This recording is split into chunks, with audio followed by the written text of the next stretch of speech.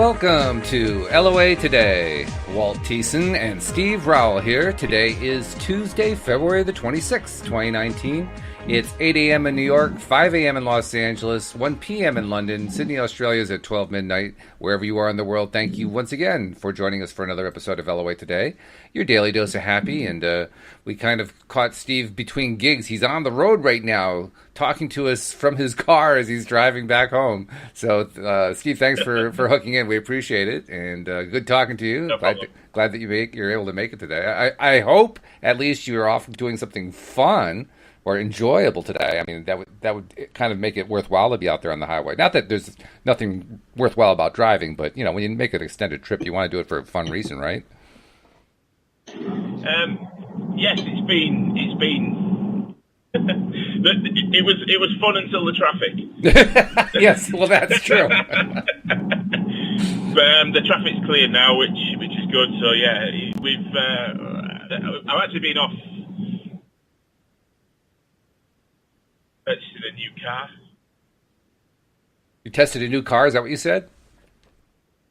Yeah, my wife was after a new car, so we've just bought her a new car. Oh, beautiful! Very nice. Well, that's worthwhile all by itself. Yeah.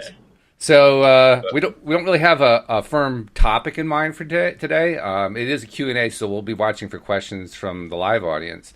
But I figured we could just do one of our sessions where we talk about stuff and share ideas and so forth.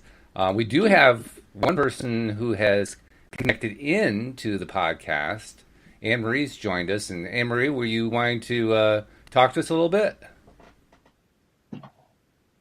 Oh, maybe not. How do I do that? Ah, hello there. There you go. Welcome. Thanks for tapping in. How you doing today?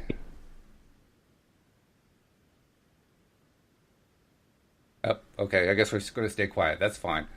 So that's all right. No problem. Okay. Let me tap into what's going on the board as well. And while I'm doing that, Steve, I mean, have you had any interesting news or different things happening this week from a law of attraction perspective that you can share? Yes. So Anne-Marie, who's just joined the podcast, is actually one of my clients. Oh, hello. Okay. Connections being made in the head here. I like this. Yeah, I thought I'd introduce her. So she's been working with me for how long now, Anne-Marie?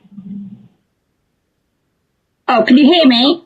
Yes, we can hear you. Yeah, we can hear you. Yeah, you're live on the LOA Today podcast.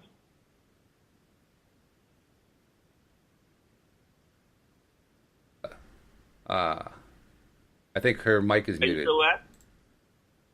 Can you hear me now? Yes, now we can hear you. We can hear you. Yeah. See, I've been typing to you because I didn't realise you could hear me. You know what I'm like with technology. I think we've been working about the last 5 weeks, haven't we, Steve? Yeah, we have. It's going really well, isn't it? Yeah, I'm really pleased with it. Really pleased with it. Do you want to We've been doing a lot of work on like clearing, haven't we? Yes, we have. We've been working on your subconscious programming and getting that changed and moved around to where you want it to be, haven't we? We're certainly trying. That's all you can do. That's it.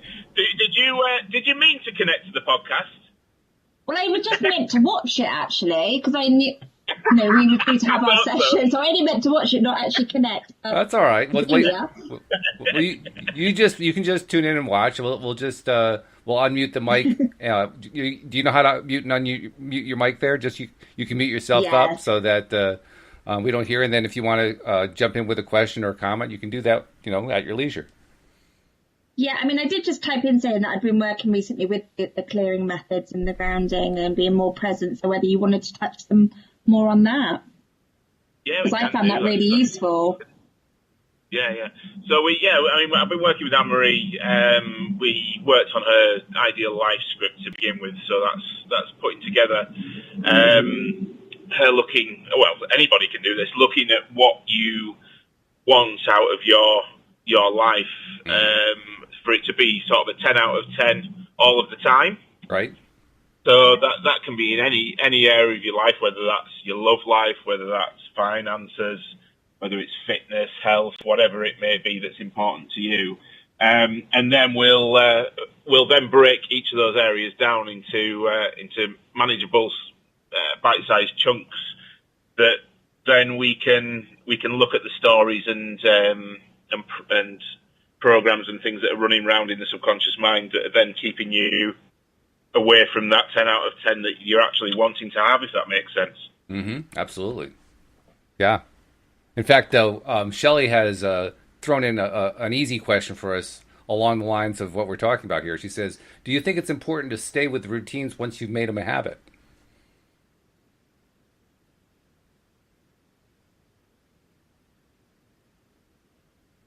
Steve? Yeah, I'm back. Oh, we lost you for a second there. I just lost it. Yeah, I lost signal. Could you hear the? Sorry about that. Could you hear the question? No, I missed the question. Okay, so this is Shelley, and she's asking. I'll give you the full question. She says, having an LOA routine versus it just becoming what you want, just becoming what you do. Do you think it's important to stay with the routines once you make them a habit? I'm not sure I'm understanding that question. Is that so? You're using the law of attraction and building it to become a habit, but then once it's a habit, you'll just keep doing it automatically anyway. That's the idea, because your subconscious mind will now automatically be programmed to behave in that way. If that makes sense. Yeah. Mm-hmm. It is easy, though, to in the early stages, it's easy to abandon a habit. I know that from the very first 2 months or so that I did my mirror exercises. I just kind of dropped it for a while. And then I realized, I should really get back to it. And so I got back to it. But I did drop it because it wasn't completely ingrained. It was mostly, but not completely ingrained. That's it. I suppose it's about being aware of your own thoughts and your feelings and what you're actually doing moment by moment. Because I think that the main part of making this stuff work in an effective way is being present in the being in the present moment. So the more time you spend in the present moment, the more aware then of your thought processes you are, and then the more in control of the associated emotions that you create from those thoughts. Right.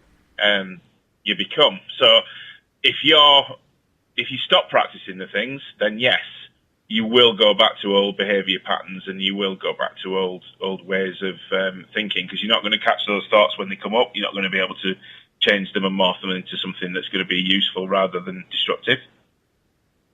Absolutely, right. In fact, to go along with that is the idea that since we're trying to create an ongoing habit that just is habitual, it just is easy, it kind of pays to take advantage of the fact that as we're establishing it, doing it every single day, we are effectively making it easier and easier to stick to it. I mean, the first couple of days are the hardest.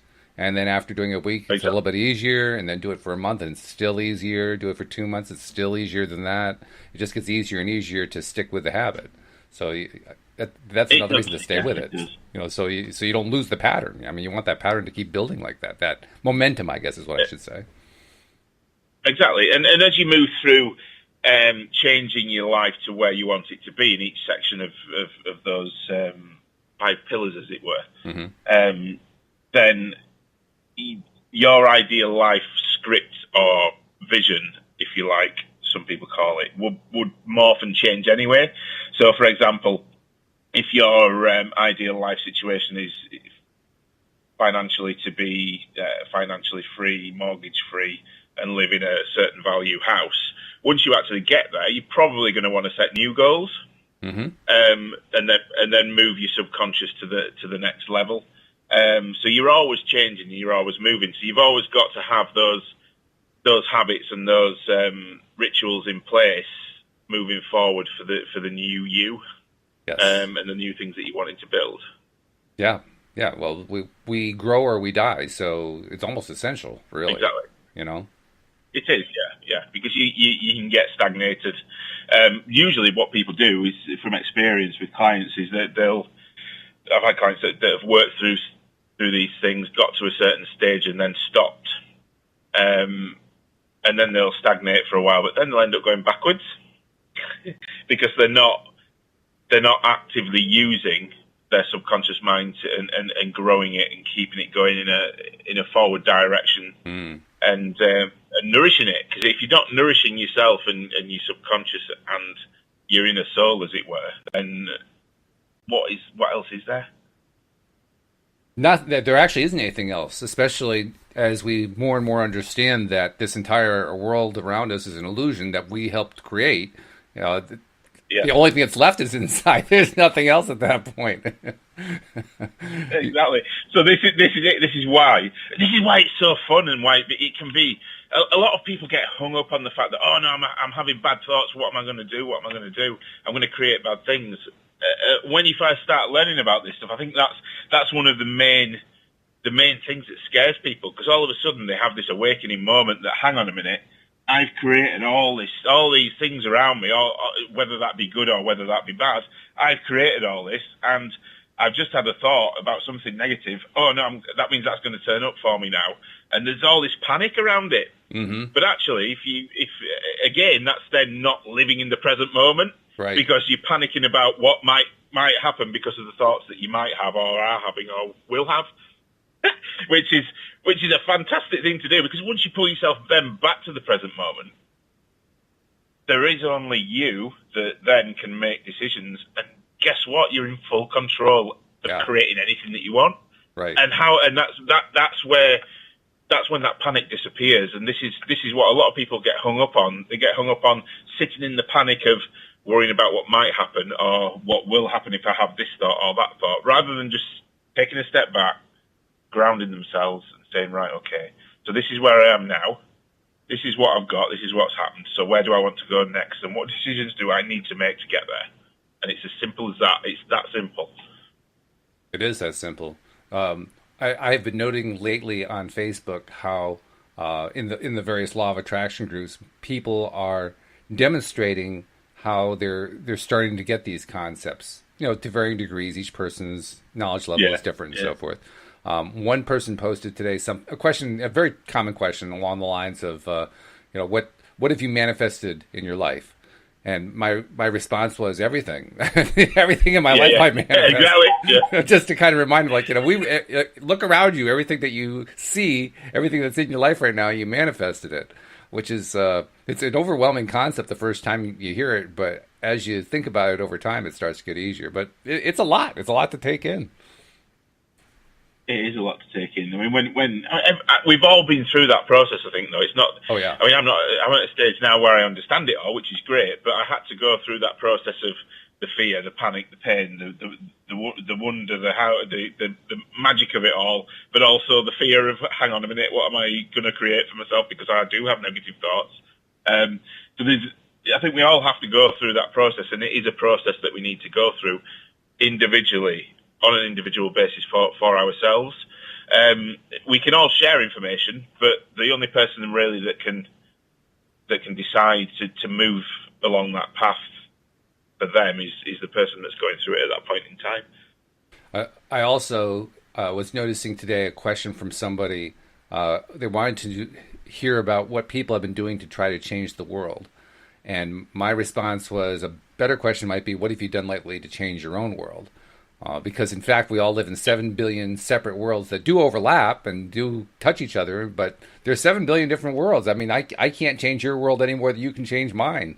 And it's an important concept to keep in mind. I mean, people who go trying to change everybody else's world are going to get disappointed because they can't do it. They can influence it. They can certainly send positive energy and love and so forth and help somebody else in that sense, give them some support. But they're the ones who got to change their world. You can't change it for them. That's also a tough one to learn as we're learning this stuff. Yeah, it is, because I think that's a question that comes up quite a lot on the law of attraction groups as well. Is how can I, how can I influence someone else? How can I make my ex love me again? And how can I get my parents to give me some money or behave in a certain way? Well, you can't. All you can do is change yourself. Mm-hmm. And then everything around you has to change. Mm-hmm. You can't stay the same if you change yourself, and that's the key. I think people don't realise that they spend that much time focusing on everybody else but they forget about what they're actually doing. That's something. And that's what then they're actually perpetuating more misery for themselves by trying to change everybody else. When all they've got to do is take a step back and go, hang on a minute, what can I do differently to then influence these other situations around me? Which is generally, as soon as you've realised that and you've done that and you've changed what you're doing, everything around you just has to change. It's impossible for it to stay the same. Yes. Yeah. The thing that actually holds us back more than anything else, I think, is equilibrium. Keeping it all the same. Yeah. And we don't realize that. It's a comfortable place to be in, so that's why we do that. But we don't realize we're holding back our own improvement. We don't think about it that way. We think about we're holding back all the pain. We're holding back all the frustrations just by keeping the equilibrium. But we're not. What we're actually holding back is the growth and the improvement and the dreams coming true and all that kind of thing. Absolutely, 100%. I mean, if you're in a place, it's although saying that, people do beat themselves up quite often about failing, about staying the same, about not being able to change. Mm-hmm. But really, it's that is the normal human condition. Our subconscious mind is designed to keep us safe by doing the same things over and over again. Mm-hmm. It doesn't like change. The subconscious mind doesn't like change, and it's there trying to keep us safe by keeping us in that habitual loop of behaviour and outcomes that we're used to. But saying that, it's also preventing us from, like you say, growing, because not knowingly and not on purpose. It's just that the conscious mind and the subconscious mind, very often in the majority of the population, are fighting against each other rather than working together. If they work together, then the conscious mind can make the decisions to help the subconscious mind follow a path of change to then get to this wonderful place of growth and joy and happiness. There's nothing stopping that happening apart from the subconscious itself that we listen to and think. It's about that old analogy, isn't it, of the watcher, because a lot of people think that their thoughts are them, mm-hmm. Whereas if you actually take a step back and you can watch your thoughts. So if you're after your thoughts, who's doing the watching? That's always I like to pull that one up quite often with clients. It's a good point. Works really well. It's also the source of confusion. That plus the whole concept of the subconscious mind is a source of confusion, because really the conscious and the subconscious are all part of the same mind, and yet we differentiate between them in order to help explain stuff that's going on. So when you talk about the conscious and the subconscious mind fighting each other, that's the mind fighting itself. And how are you supposed to stop that? That's where the confusion comes in. How do you stop that? Well, that's it. I mean, bear with me. I'm getting some feedback on here. That's all right. That's better. With the mind, the two parts of the mind fighting each other. That's where the like you said, the confusion comes in. But that's where the disconnect comes in. And that's why people create things that they don't want, because rather than those two parts of you, the conscious and the subconscious, they're supposed to work together. They're supposed to be in harmony, and they're supposed to help each other out. And once you get to that stage where that's happening, then that's when you can move forward, and everything's possible for you to do and create in a harmonic way together, and always be. Not always, because nobody's ever always in a state of happiness all of the time, but you can create a world where the majority of the time you can decide to be happy rather than decide not to be. So, does that make sense? I think so. So for somebody who is struggling at the moment, trying to deal with the conflicts and noticing that their conscious and subconscious minds don't seem to be pulling in the same direction, how can they turn that around? What are the steps they should take? Steps that you should do. Well, you should take with this. The first one is accepting what is. So accepting that the subconscious mind is there. It's not there to upset you. It's not there to destroy anything. It's there to protect you, and it's accepting and acknowledging and speaking to the subconscious mind and saying, look, I understand why you're behaving like this, why you're having those thoughts. But I don't need those anymore because they don't serve me. So you can actually have a conversation between unconscious and conscious. Okay. And start working together. Hang on. Yep.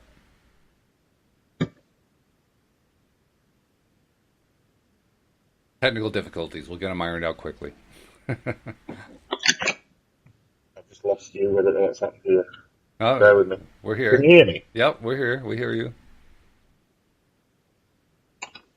Can you hear us? That's probably the more important question at this point. No, I can't hear anything right now. I can hear a really faint waltz. Bear with me. Okay, well, we will continue when you are back and operational, which I imagine will be pretty quickly. Oh, while you're doing that, I'll also get a couple of announcements in too, because I keep forgetting doing these announcements is important, but they need to be done.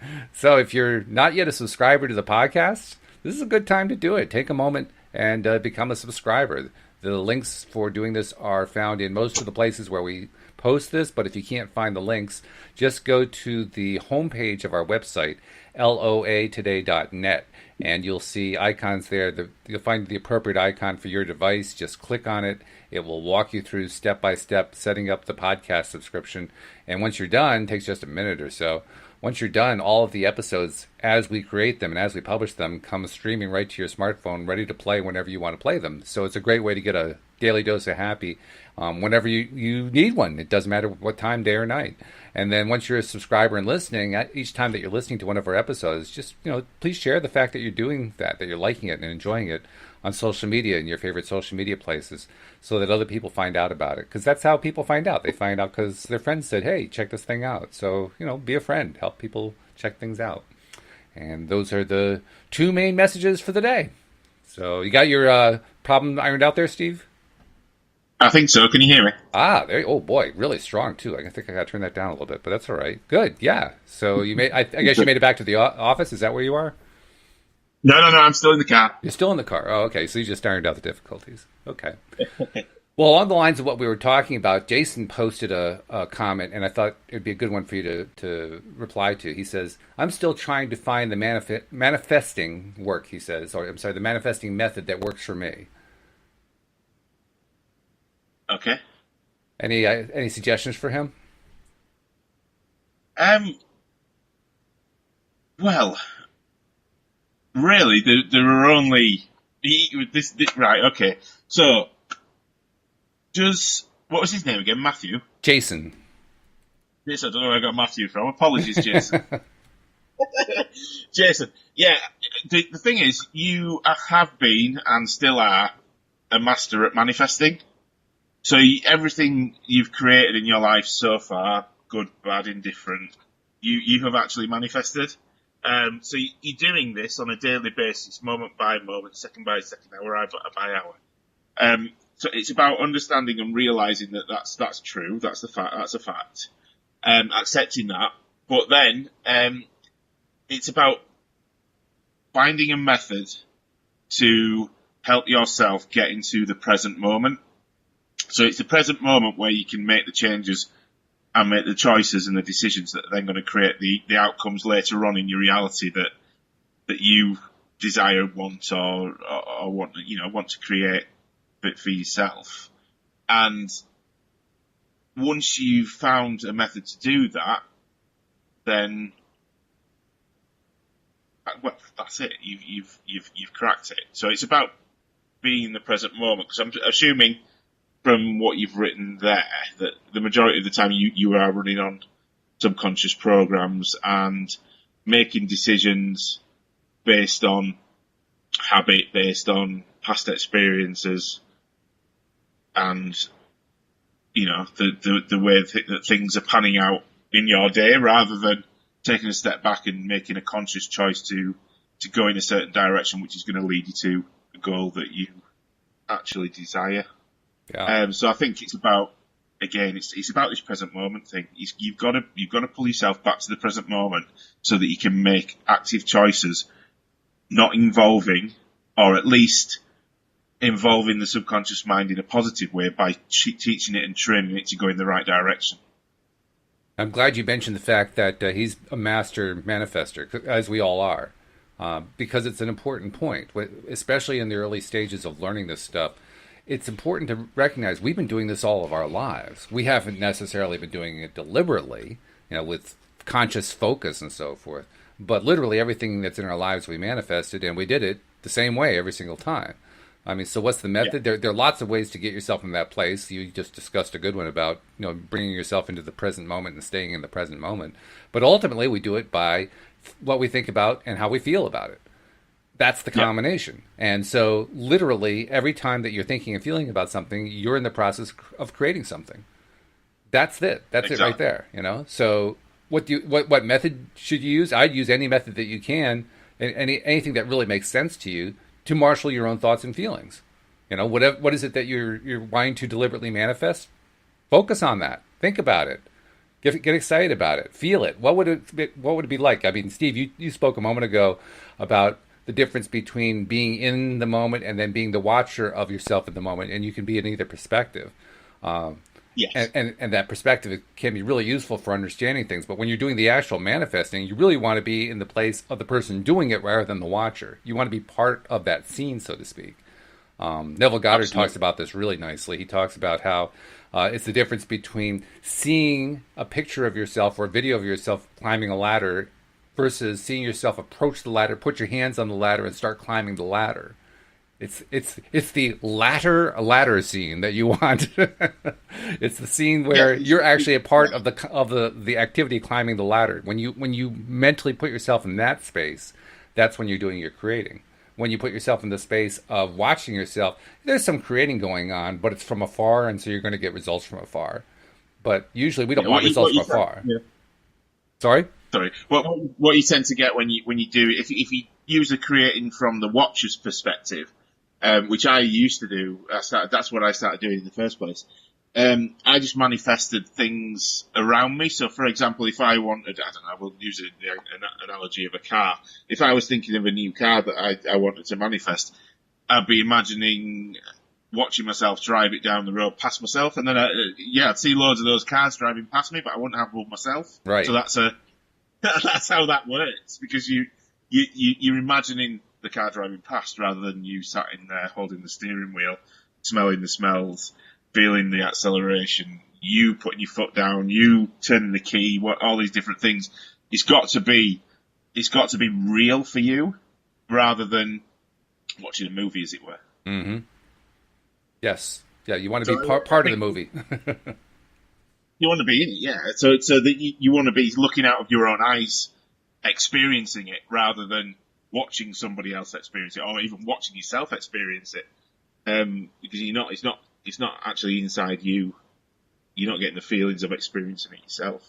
So I think physical anchoring is a really good one that works for that as well. So if you are wanting to manifest something physical, go and experience it. Go and try it out for real, and then you can. That's one of the best places to create from, because you've actually been and experienced how it feels to do the thing that you're wanting to create already.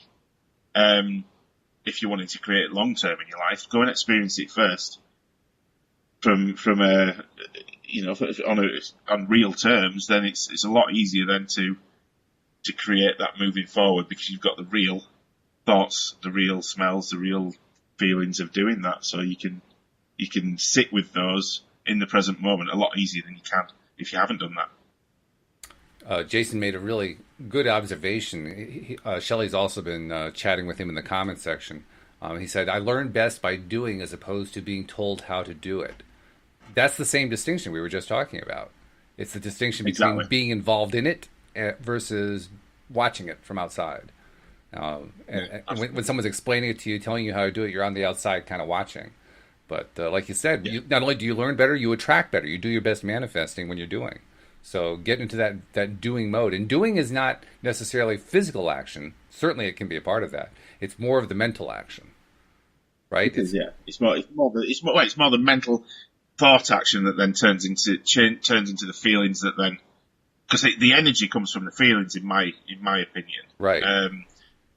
That's where the energy is. Yeah, the thoughts, the initial energy, but then it morphs into something else when it turns into the feelings, and that's the stuff that creates. That's where the creation comes from.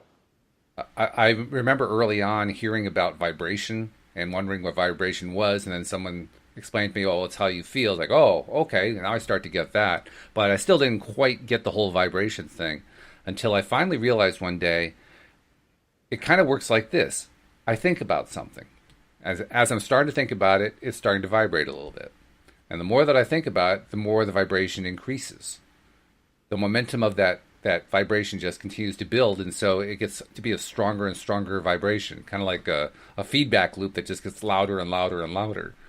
And so as it builds, it also resonates in some way from a feeling perspective, either an emotional perspective or from a touch feeling perspective, or both. And as that builds, it just keeps it keeps the process of increasing that vibration stronger and stronger and stronger. So when I'm trying to imagine what it's like to manifest something, I start with a thought, the thought turns into this little tiny vibration, and as I stick with it, it turns into a bigger and bigger vibration until finally, over time, it just keeps vibrating and vibrating and vibrating until it vibrates itself into something physical. Exactly, yeah. Because if you think about it, the physical matter is sort of the last part. It's the slowest vibration that there is when something's solid or a liquid or whatever.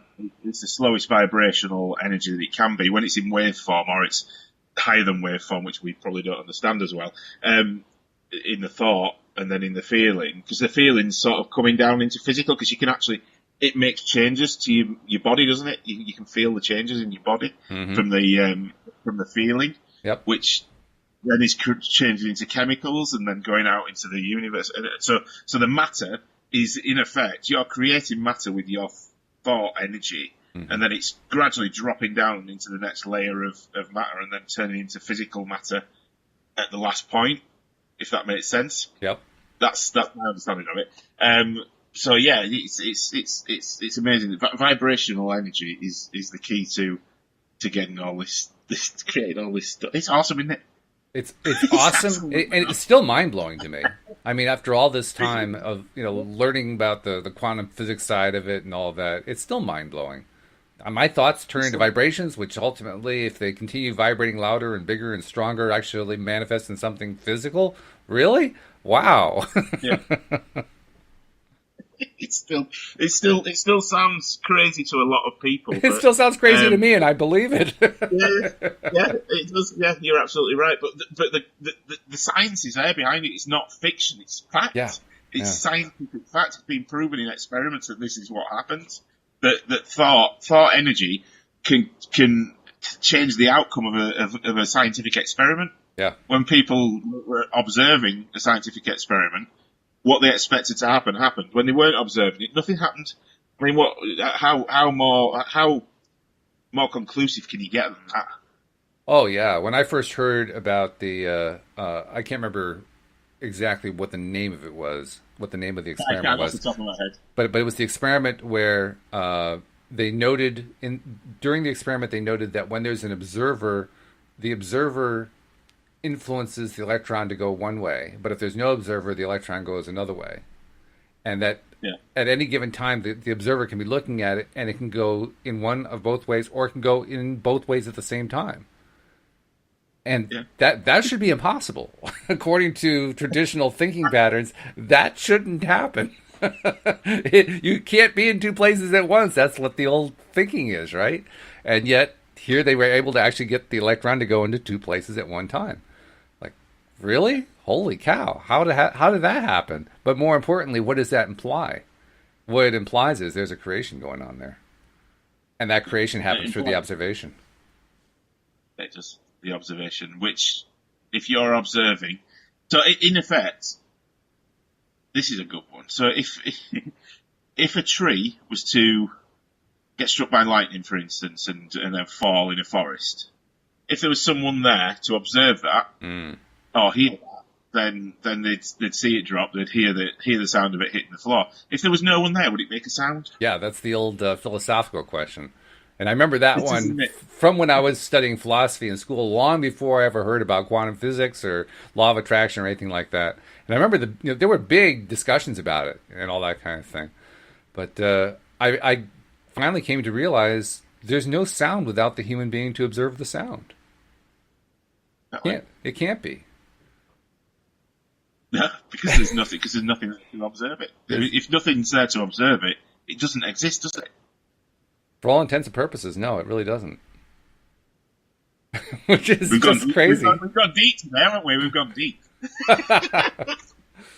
Right now, people are trying to swim to their way to the surface. Yeah. That's it. Oh. But yeah, so we go off on a lighter note now. Yeah, I think we just did. Jason does have a follow-up question. He says, is it possible to maintain a high vibration and remain in a constant flow state? I think with I can sometimes get myself there when I'm on a roll with it. So I think once you've got your intentions set, it's about setting your intentions and then making the decisions moment by moment to get you closer to that intention and checking. I'll check in with myself on a regular basis, depending on how the day's going, what I'm doing. So, for example, I've been doing this work with the church, haven't I? Right. So, part of that was newspaper article. Part of that was the meeting with the church. Part of that is the Survivors Trust charity. So there were like 3 different prongs to this journey that I'm going on that I wanted to merge into one thing to create an outcome, which is for me to help as many people as possible. Feel confident about coming forward and getting the justice that they deserved around what happened to them. Right. So that's my end game. That's my macro intention, as my coach Dan calls it. And now I've been on this roll with it. So each day I'll check in with myself. Right, okay, where am I? How far have I got? What do I need to do next? What choices do I need to make to get me closer to that outcome? So, for example, yesterday I hadn't heard anything about the newspaper for a while, so I got in contact with the lady from the newspaper. That was my first choice I needed to make that day. Look, what's happening? Where are we with it? What do you want to do? This is what I want to get out of it. Are you signed up for that? And then I got a phone call later in the day. So she's now coming to meet me tomorrow, and we're going through the whole article. She's going to let me read it before it goes to press. I've got solicitors involved in it to give it a bit more substance, and the church have agreed to allow me to talk about the meeting that we had. So it's all going in exactly the direction that I want it to. Mm-hmm. But each time I've made one of those choices and decisions, and something happened, and I've got an outcome towards the larger outcome that I want, I will check in with myself. So I'll check, hang on a minute, right, okay, is this coming from a place of love? Is it coming from where I want it to be? Is it doing the right thing? Is it moving in the right direction? Is it giving me the outcome that I want? Is it going to harm anybody? And various other things that I'll check. Right. To make sure that it's going down the right road. So it's not just about setting an intention, having the thought, having the feeling. Yes, that's the big part of it. But as I'm going down that road, I need to keep checking that my thoughts are still in alignment with that happening in the right way. Because it's easy for my subconscious. For example, today, I got the confirmation today that she's coming to the house tomorrow at 11 o'clock to run through the interview, take some pictures for the article. Wow. In the newspaper. Exciting. So that's, I was sat on, it is exciting, but it's also scary as hell. Sure. It's both. So I was sat on the sofa this morning, doing some work this morning, and then Gemma came home from work. And I was just filled with this dread and fear about doing this. Sure. About putting the story out there, and what are people going to think? So I went down on one of these story routes in my mind. So my subconscious took over, and it went, right, Steve, what are you doing? This isn't safe. This is going to hurt. That's not going to be nice. What's going to happen when this happens? Yep. What are people going to think? all these people that know you are going to know about this now. What's going to happen then? And you know those stories. You Absolutely. know those paths we can go down. So I saw myself going down that route. So again, stop, take a step back, get into the present moment. Okay, I've just made a decision. Is it getting me closer to my goal of where I want to be? Yes, it is. Is it going to cause me or anybody else any pain? Actually, no, it's not. All that fear is not, it's not real, because I've already done it once and it didn't hurt.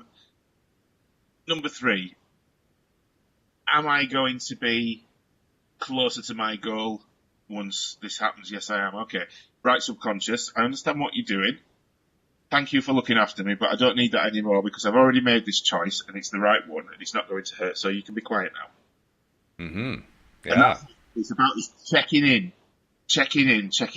So if I'm getting an emotion that's not quite right, that doesn't feel quite right, you can tell when you're getting one, because it just feels wrong. It doesn't feel good. And then, I'll stop and then I'll check my thoughts and say, right, okay, so where's this coming from? There's got to be a thought that's creating that feeling and creating that vibration. So then I'll bring myself back to the vibration that I want to be on. So everyone has dips and troughs, but it's about noticing it and bringing yourself back to where you want to be vibrationally. Did that make sense to answer that question? Well, I think you did it beautifully. Absolutely. And by the way, I want to thank you. I mean, there aren't too many co-hosts who, when they get sick and can't make it to an episode, send their coach in their place. But that's what you did last week. You sent Dan Mangina. Is that the way you pronounce it? Mangina? Mangina. Yeah, and he was fabulous, by the way. I loved that interview. It was really, really fun. He's good fun. He's good fun, but he's what's the word? He's a no bullshit person. No kidding. He gets right down to the root really quickly. Really, really quickly. I was impressed by that. That's a sign of a very, very good coach. So you picked a good one there, no doubt about it. Oof. But he did exactly that. And like you said, there's no BS, and it is about what is actually happening here. He gets right down to the vibration level. I am doing this thinking, or you're doing this thinking. You're feeling this. This is what you're creating. You're in the process of creating right now.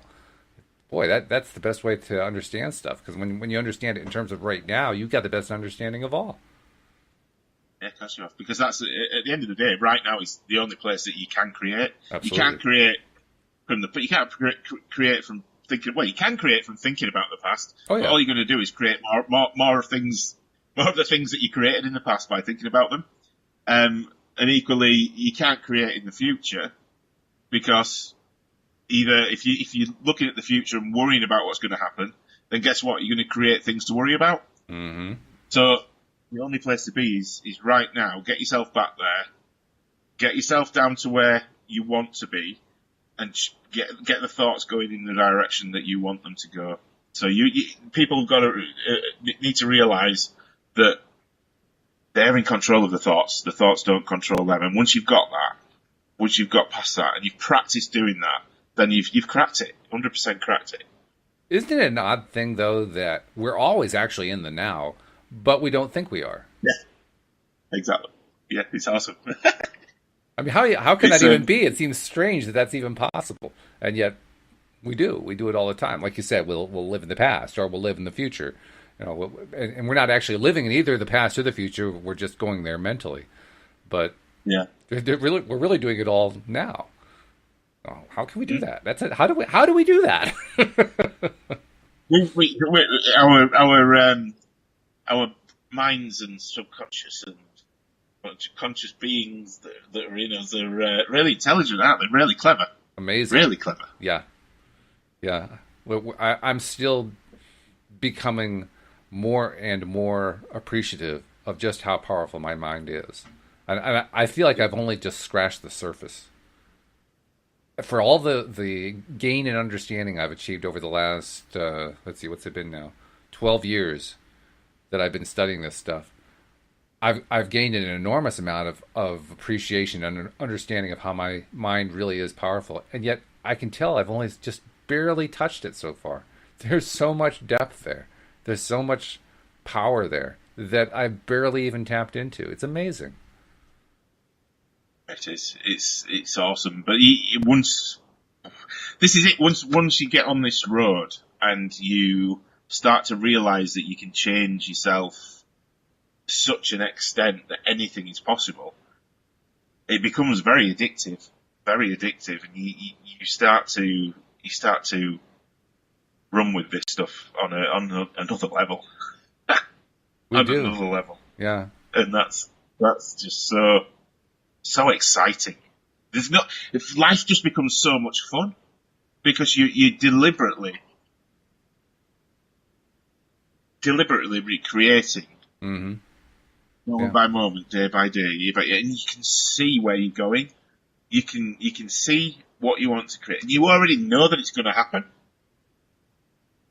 if you keep checking yourself on a daily, even hourly, even every minute of the day, if you need to. But as long as you're doing everything right and moving towards the goals and outcomes that you want in the right way by checking, there is no way that those outcomes can't turn up for you. It's impossible for them not to if you're doing the right things. The other thing that I've kind of been coming to terms with, is, this is not the way we normally think about this, but it takes a tremendous amount of concentration and focus to stay in the same place. And we usually think about it as being stuck, right? We think about it as, I'm just in that comfort zone, or I'm stuck, or I just can't seem to change. But actually, it takes a lot of focus to stay there. And does it wait? I mean, I marvel at that. How the heck do we do that? Like, a perfect example of that is I think, drug addiction. Because if you think about, if we look at, I don't know, a crack addict or a heroin addict, the amount of effort that they have to put in to get their next fix, if they've got no money, the amount of effort and thought and processes that go through getting to a stage where you can manifest some more heroin. Right. There's got to be unbelievable effort involved in that. So if you switch that round from that, and this is why a lot of people that have been addicts and conquered that, and now they use that energy in a positive way to create. I mean, you look at people. Did you know Russell Brand? I know who he is. Yes. Yeah, if you look at Russell Brand, I mean, the stuff he's done with his life once he's got out of that addictive place, but now he uses that energy. He's still got all that energy. Oh yeah. He's still got all that stuff going on, but he's using it in the right way, directing it in the way that's giving him positive outcomes and moving him forward in a way that's conducive to where he wants to be. And look what he's done. I mean, it's awesome. Yeah.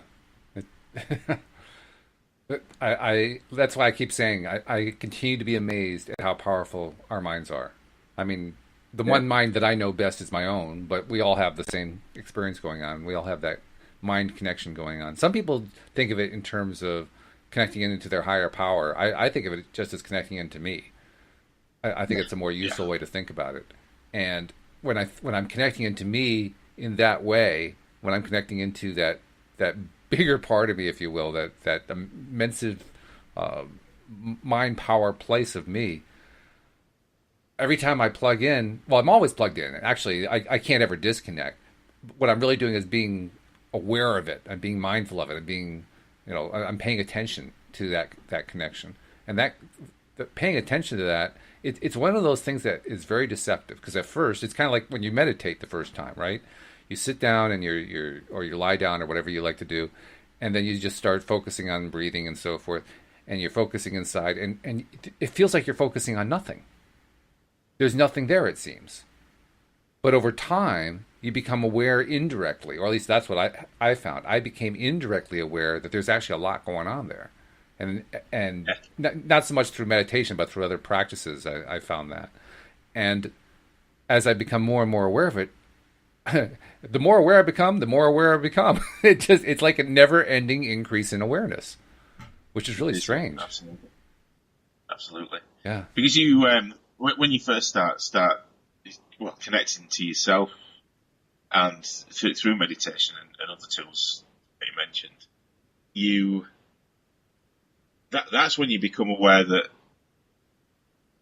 the you is actually separate from the thought process. So you can start noticing all these different things going on in your mind that really you'd probably never noticed before because they just happened and you just got on with it and listened to them and acted on them. But once you're aware that they are there, and they become quite, for me, it's quite therapeutic to do it now. So I can sit there and I'll watch thoughts, whether they be good, whether they be bad, whether they be indifferent. But it's so interesting to watch what's going on in my own mind, and being able to then choose which direction I go in based on those thoughts and which ones I want to allow to affect my world or reality or how I feel. Mm-hmm. It's such a I don't know what the word is. It's such a grounded place to be, because you're no longer at the mercy of anything other than yourself. I think that's just a lovely place to be, because nothing in the world nothing in your world anyway can make you think, feel, or do anything that you don't want to do or you don't choose to do. Actually, you just cued a question in my mind. I remember early on believing that I didn't have any control over my feelings. That feelings were simply a byproduct of whatever happened to me. So literally, yes. I was in a sense addicted to the default setting where I am powerless. And I'm wondering, did you go through a similar kind of thing? Did you have trouble moving the needle, so to speak? And when you first moved that needle, did you have an experience like mine where the first time I was able to consciously change my emotional state from a less positive state to a more positive state startled me? I didn't know I could do it. Did you have a similar kind of experience? Yeah, definitely. It was. I was trying to think of when that would have been and what it would have been. Probably can't remember that. A long time ago. But yeah, absolutely. Because when I was running on my subconscious programming and perpetual loops of self-sabotage, self-destruction, whatever else, then because something had happened in my day that made me feel a certain way, angry, upset, sad, fearful, whatever they may be. Those feelings that came up were what I reacted to, and they controlled how I lived my life, in effect. So all the feelings that I had were just, I'd be running my life based on the feelings that I was having, and they'd be in control of me. Right. And I think, once you take a step back and realise that actually, if you get your thought processes nailed down, and you can, because it's the thoughts that create the feelings. Once you've got your thought patterns nailed down, and then you realise that, hang on a minute, I've started practicing something now that I've just changed the way I feel from anxious, worried to relaxed and happy in the space of a few moments. Can I really do that? Oh yeah, I've just done. I've just done that, and that's amazing. And once you have that realization, wow. Yeah, that's how it is. It's just a wow moment, isn't it? It is. Yeah, it's a moment of astonishment. And I do remember what the circumstances were for me the first time, because I had been dealing with kind of a chronic depression. And my wife had actually sat me down one time and said, do you realize everything coming out of your mouth is negative? And I said, no, it's not. It took me a while to realize that it was actually true. But then I started figuring, okay, well, how can I get out of this? Now, fortunately, I'm married to a former psychotherapist, so she could give me some ideas. One of the things she suggested to me, it really is helpful to be married to a therapist, let me tell you. But one of the things she suggested was, you like to go walking. Go take a walk, and on your next walk, since it's spring, because it was springtime, go find some flowers and go up and look close at the flowers. Look really, really closely. Look inside the flower, the pistils and stamen and all that kind of stuff. And look at the colors and look at the shapes and just study them for a while and see if it changes anything. Now, my wife is the flower person. I've never really been into plants at all, so it felt a little bit strange, and she had to kind of talk me into it. But I finally went along because, well, my wife is a former therapist, so she should know. So I did it, and when I was studying, I remember doing this too.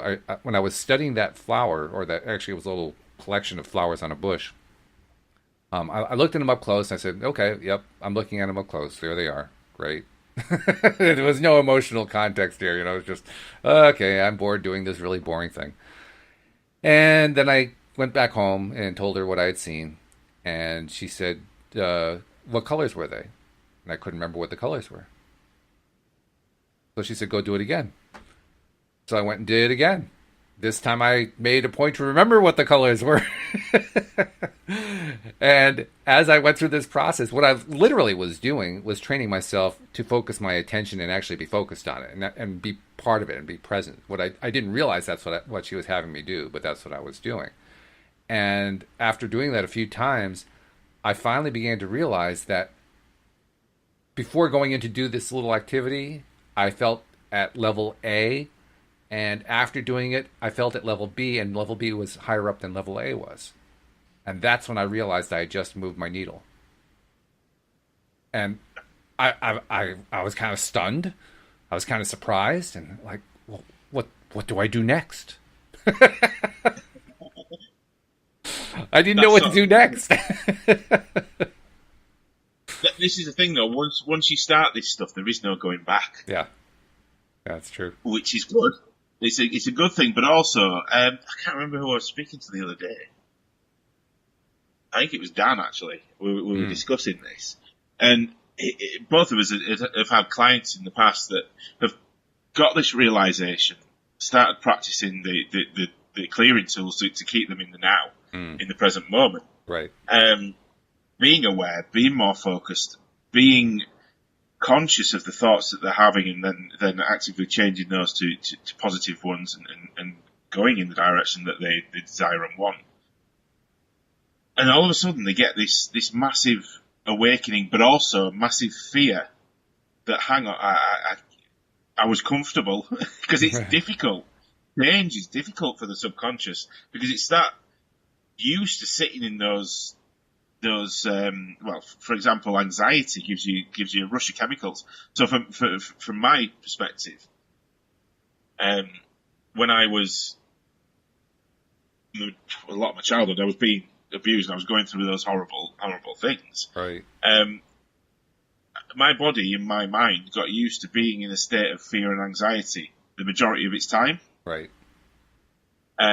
That's where it felt comfortable. So I'd be in that state in adult life as well, even though nothing was happening. Yep. And my very similar situation to you, my therapist, when she when I started working with her, did a very, very similar. Well, it's not a very similar. It's quite different, but it had the same outcome. Whereby once I started feeling this anxiety that was coming from past events. So ever since these past events, I'd not been able to change for I don't know, 25, 30 years of my life. I've been stuck in those patterns because I just got that used to being there. And when change started to happen, and I started to become aware that actually I didn't need to sit in that anxiety and that fear and those chemicals, and I could be aware of it and then speak to myself. It was about speaking to my subconscious. Speaking to my inner child is what she called it, but it was my subconscious mind. She just gave it this avatar, if you like, of my inner child, which was the damaged part from my past. And I could speak to my inner child and reassure him, tell him that he didn't need to feel anxious, he didn't need to feel upset, he didn't need to be in a state of fear anymore. And then I'd calm down and I'd feel okay. Mm-hmm. And then practicing this over and over again became then perpetual and habitual, if you like. So right. Now I'll still have anxiety, don't get me wrong, I still go into anxiety, but sure. Every time I do, my subconscious just kicks me straight back out of it now because I've got that used to be, that process. Mm-hmm. So yeah, it's amazing. Once you get that realization, you're like, wow, I don't need to sit in this anymore. Yeah. I don't need to. But it is a process that you've got to go through, and it's step by step, doing it over a period of time to build that up, so it does become habitual. It doesn't necessarily mean that you just ended the old pattern. Sometimes it does, but sometimes it keeps kicking back, and you have to keep at it over and over again. Yeah, it's an ongoing thing. It's an ongoing thing over and over again. Yeah. But it becomes easier over time. The more you do it, the easier it gets. It's like anything, isn't it? It's like Olympic athletes that win a gold medal don't just turn up one day after suddenly 20 years old, never done any exercise in his life, doesn't just turn up and win the 100 meters. It's something that they've got to practice. It's something that they've got to train for. They've got to keep going to get themselves out. It's exactly the same with your mind. Exactly the same with your mind. Yeah. Well, that's a good way to finish the podcast for today. Thank you very much for calling in, even though you couldn't be on camera. We appreciate the fact that you were able to call in and do the show, so thank you very much. And also, I'm glad you're feeling better, because that's why you weren't here last Thursday. So congratulations on manifesting good health. I actually was better the day after. So Good. I watched the podcast with yourself and Dan, which was good, because I was laid on the sofa watching that, which was a nice thing to do. It was nice being on the other side. Well, I have to say, it was nice for me. I really did enjoy it. Thank you for sending him here. I'm going to have to find a way to invite him back another time, because that was a great conversation. And he liked it too. I love that. I mean, that's the best kind of interview, where both walk away feeling, whoa, that was great. Let's do that again sometime. Yeah, I've had a conversation with him afterwards, and he said he'd be happy to come on again, not a problem. Oh, good. Yeah, well, we'll take him up on that. Let's make it sometime when the three of us can do it, so that you can be a part of that conversation too. That'd be interesting. Yeah, that'd be really fun. Anyway, we'll leave it there. We'll see you all next time here on LOA Today. Goodbye, everybody.